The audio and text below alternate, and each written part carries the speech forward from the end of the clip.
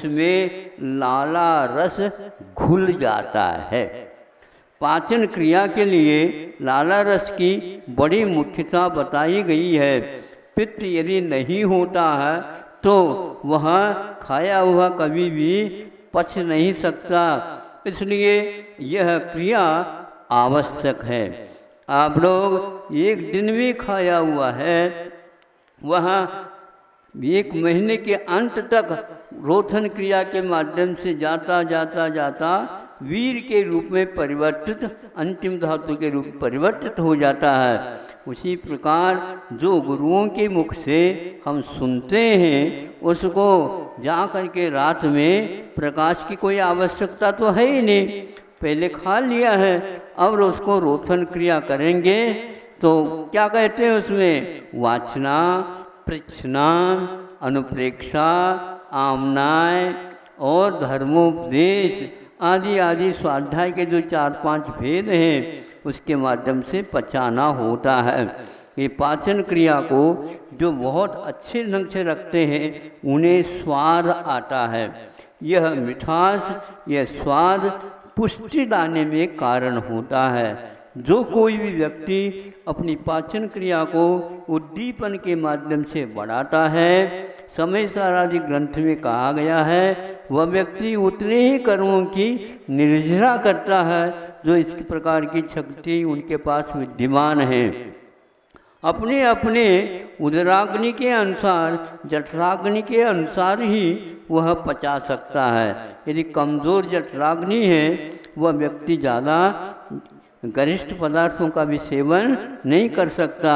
जिह्वा इंद्र के वशीभूत होकर के कर भी ले तो भी वह पचता नहीं है, शुगर इत्यादि की बीमारी हो जाती है। किंतु जिह्वा कहती है कम से कम स्वाद तो आ गया। देखो ये स्वाद ठीक नहीं है, शक्ति आना चाहिए। स्वाद के लिए हम भोजन नहीं करते हैं, किंतु शक्ति के लिए, शारीरिक शक्ति हमारी जो करते हो बनी रहे अथवा विकसित हो, ताकि हम श्रम कर सकें, हम उद्योग कर सकें अथवा दूसरे के लिए सहयोग दे सकें। सहयोग के लिए भी हमें उसी के अनुरूप सब कुछ वृत्ति रखनी पड़ती है। इस प्रकार हमारा जीवन अनुग्रहमय बन जाता है, परोपकारमय बन जाता है। अपने आप के ऊपर ही उपकार किया जाता है ऐसा नहीं, किंतु पर के ऊपर उपकार करके अपने को भी समृद्ध बनाने की प्रक्रिया आगम में बताई गई है।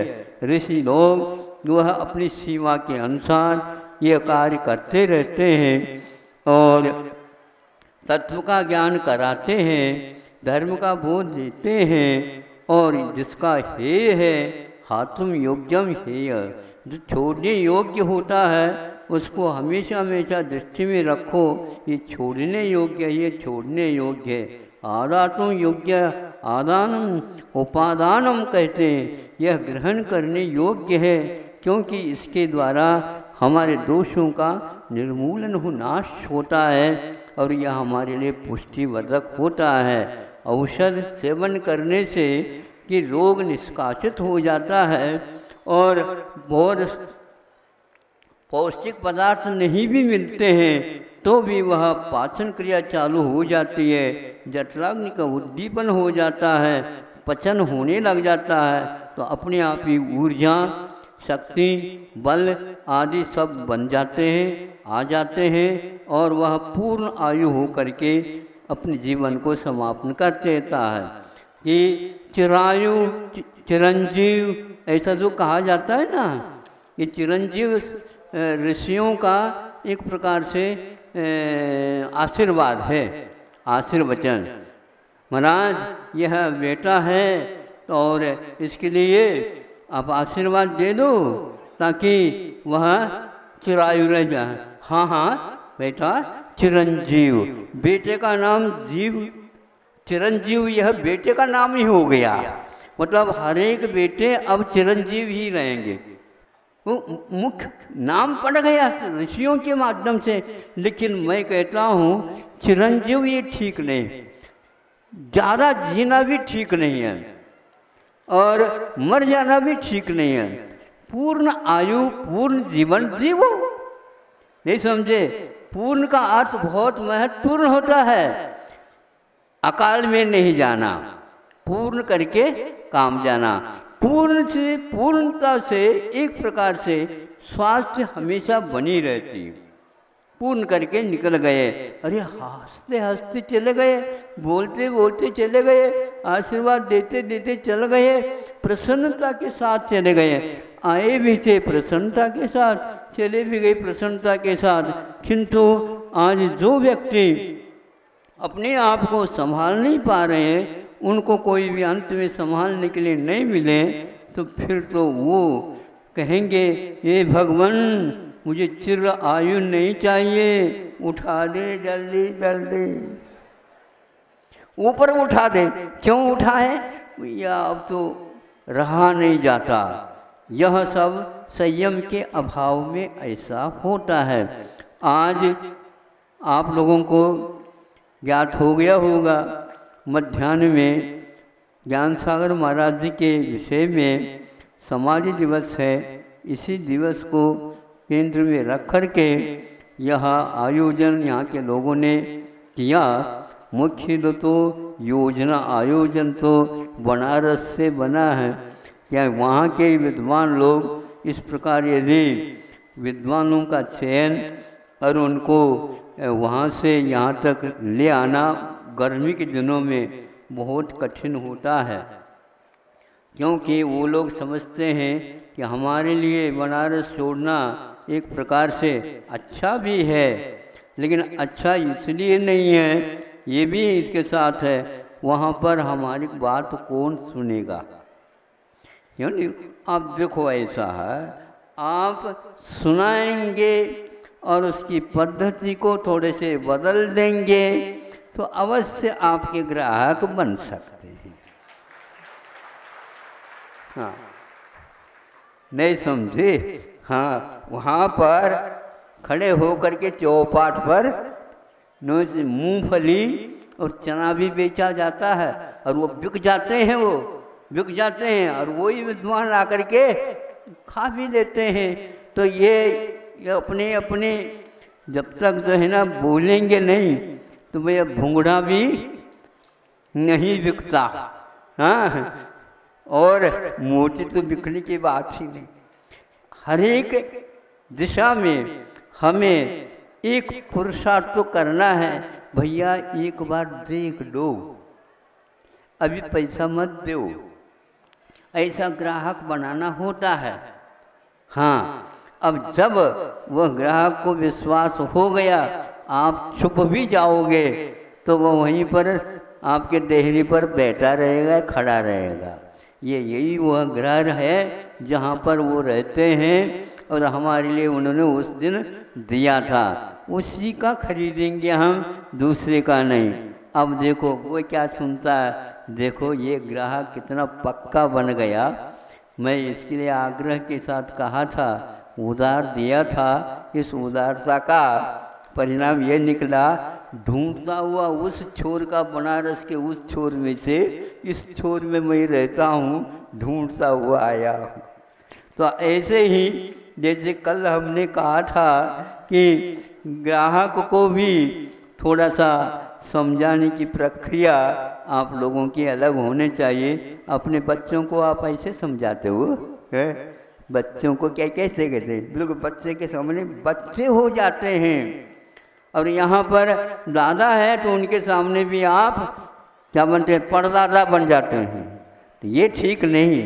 दादा दादा कह करके ही बुंदेलखंड में दुकान चलाई जा सकता है। ऐसा ही हमने भी किया है। इसलिए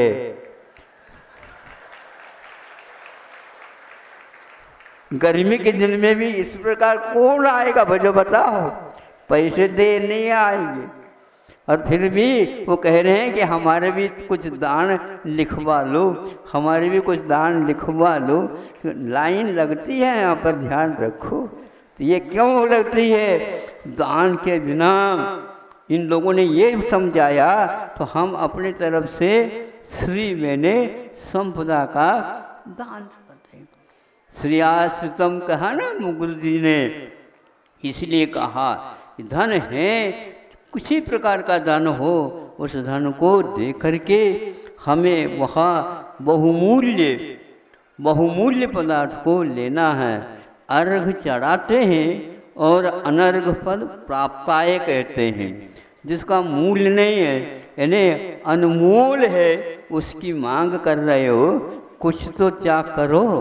त्याग करना यह मनुष्य जीवन की उन्नति के लिए कारण है। महामना जो कोई भी बने हैं वह इसी सूत्र के आलम्बन से ही बने हैं।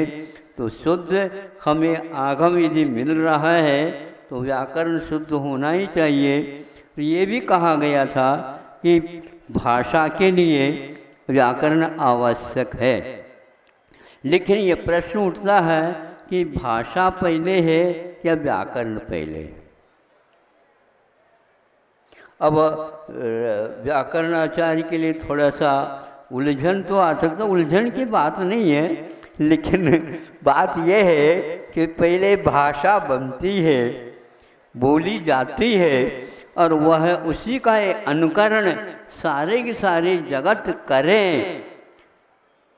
इसके लिए व्याकरण की व्यवस्था बाद में की जाती है, ऐसा है। व्याकरण पहले नहीं, यह व्याकरण एक प्रकार से व्यवस्था है। और एक समय होता है वहाँ पर कोई व्यवस्था बिगड़ती नहीं है, सब लोग उसको बोलते रहते हैं। बड़े जैसे बोलते हैं वैसे ही वो बोलना प्रारंभ कर देते हैं तो भाषा बन जाती है। किसी किसी को मान लो बोलना नहीं आ पा रहा तो उसके लिए सूत्र रच करके कुछ रटवा देते हैं, रटना से भी वह काम हो जाता है। एकदम रोटी नहीं बन पाती है, रोटी तो बनती है बेलन के माध्यम से। बेलन चलाना नहीं आता है तो अष्टकोण की रोटी बनती है, नंदीश्वर द्वीप की। हाँ, पेट तो भर जाता, पेट तो खाली होना चाहिए, भर जाता, अपने आप ठीक हो जाता। लेकिन इसके उपरांत भी उसका जो पकाना होता है उसमें गड़बड़ी आ जाती है। गोल गोल यदि बन जाता है तो पूरा का पूरा समतल होने से वह बहुत अच्छी ढंग से सिक जाती है और पक जाती है। और यदि बेलन अच्छे नहीं चलाओ, एक ही स्थान पर चलाओगे तो वह वहाँ पर जल जाएगी, और दूसरे स्थान पर जो होगी तो वो बबरा बन जाएगी। समझते हो? बबरा का अर्थ पक तो जाता है लेकिन वो मोटा हो जाता है, तो आपको ही खाना पड़ेगा। इसलिए पूर्ण चंद्रमा के समान यदि रोटी चाहते हो तो व्याकरण की व्यवस्था कर लो। व्याकरण आचार्य की आवश्यकता पड़ेगी, लेकिन ग्रास लेने के लिए रोटी तो तोड़ना ही पड़ेगा। आप रोटी खा करके आए तो व्याकरण आचार्य भी हो तो वो यही कहते हैं, हाँ हम खा करके आए। आप गलत कह रहे हो। कैसे गलत? अभी अभी वहीं से तो खा करके तो आया। रोटी नहीं खा करके आए किंतु रोटी के ग्रास खा करके आए। आप तो कवलाहारी हो। कवल का अर्थ होता है ग्रास। हाँ, राहु के प्रदर्शन मत करो। राहु तो होता है कभी कभी सूर्य को खग्रास कर देता है, पूरी निकाल लेता है। गैया तो एक रोटी अपने आप ले लेती है, लेकिन आप गैया के नहीं, गैया के पास रोटी ले जाओ, लेकिन स्वयं ले के लिए भी ग्रास ही बनाना पड़ता है। फिर इसलिए कह देते हैं भैया रोटी बना करके दे दो। ऐसा नहीं, महाराज के सामने रोटी बना के दो ऐसा कहेंगे तो आरंभ हो जाएगा। इसलिए ये कहते हैं को ग्रास बनाओ। ग्रास बनाओ का अर्थ है ना, उसको व्यवस्थित 4 भागों में या 8 भागों में आप करिए। यह पद्धति है भोजन लेने की। उसी प्रकार यह बहुत बड़ा ग्रंथ है, व्याकरण का भी है, काव्य का भी है, सिद्धांत के भी है, बहुत बड़े बड़े ग्रंथ हैं, लेकिन हमारे आचार्यों ने ऐसे सूत्र बनाए हैं। कैसे सूत्र बनाए?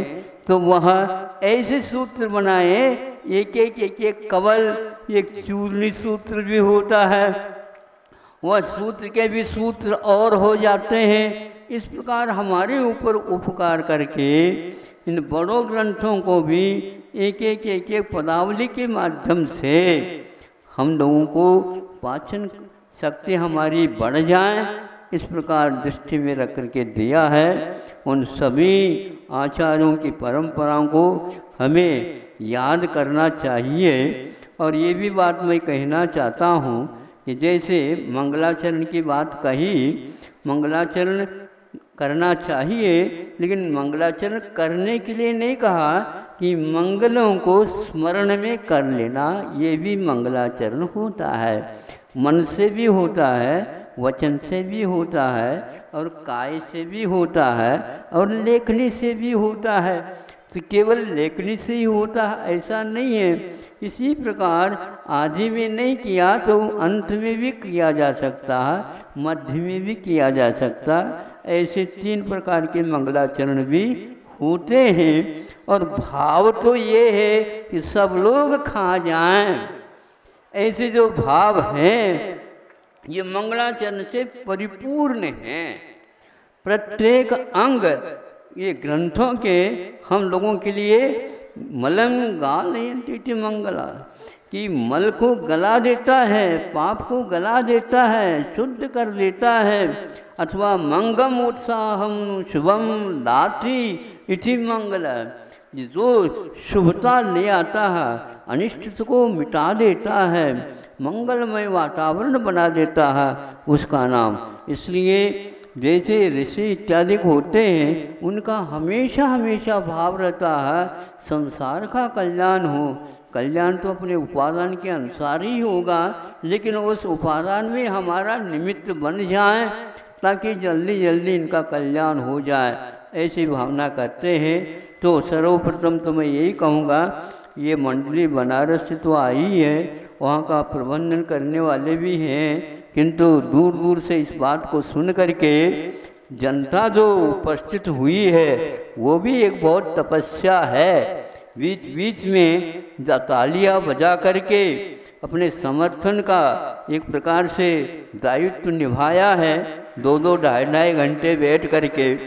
हाँ, हमारे ताली कहते ही वो जागृत रहते हैं, नहीं महाराज ताली के लिए कह नहीं रहे हैं। हमने ये कहा कि बीच बीच में आप लोग उत्साहवर्धन यह तेल जो डालते हैं, यह भी दीपक जल रहा है, इसीलिए जल रहा है, वह डालता ही रहता है। पढ़ने वाला ये नहीं जानता कि ये दीपक में तेल है क्या नहीं, घी है क्या नहीं, ये यही देखते रहते हैं। जो परोसने वाला होता है वह और कुछ नहीं देखता, आपकी ओर देखता है, लेकिन थाली में क्या क्या रह गया है और क्या क्या और चाहिए, यह बिल्कुल हिसाब से चलता रहता है।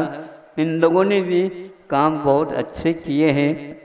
इस प्रकार इस आयोजना का फल सबके साथ अपने अपने योग्यता के अनुसार वितरित हो जाता है, उसमें कोई अतिक्रमण हो ही नहीं सकता। वो तो पक्का है, आप लोगों को मिल चुका है। और भी कृतकार्यता अनुमोदन करते जाओ और उसकी मात्रा बढ़ भी सकते। अहिंसा परमो धर्म।